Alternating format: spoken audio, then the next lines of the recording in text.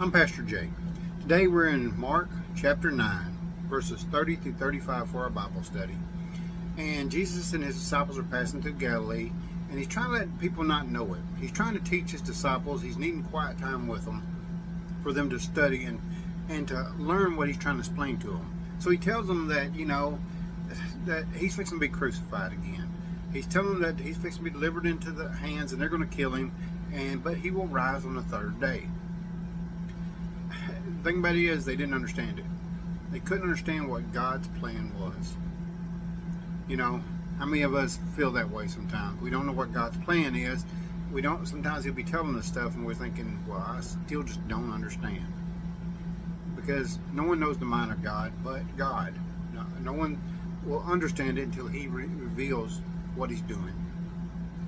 The second part of it is, when they get to Capernaum, they're inside the house and he asks his disciples, what were y'all discussing on the way over? What were y'all doing? What were y'all talking about? They didn't even want to tell him that. That's the thing about it is, most times they were too scared to even talk to him.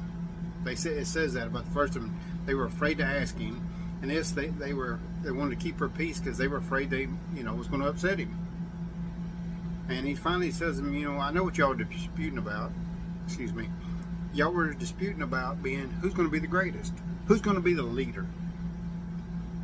And he sat down on them and he told the 12, he said, look, I know whoever decides to be first will be last and a servant to all. And why he's saying this is because you look at the people he chose. He chose Moses. Let's just take Moses for example. Moses didn't want to be. He even told the Lord, I can't speak. And God said, I made your tongue. You can. And he said, I'll even send you a helper. He took it and said, amen. God chooses those most times who don't want to be leaders. Because sometimes they make the best leaders. Why? Because they're sincere and they're not looking to be the leader. But they're most times they're just wanting to serve God.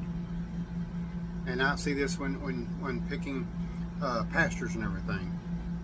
You'll see this, that you'll see some of them that are so gung-ho, they just want to be a pastor, But most time, they just don't have it. But I see some of those who say they don't want to be a pastor, wind up making the best pastors, making the best people, because they know how to humble themselves. And that's sometimes what we got to do. We have to humble ourselves in front of God. Just let him know, hey, you're in charge.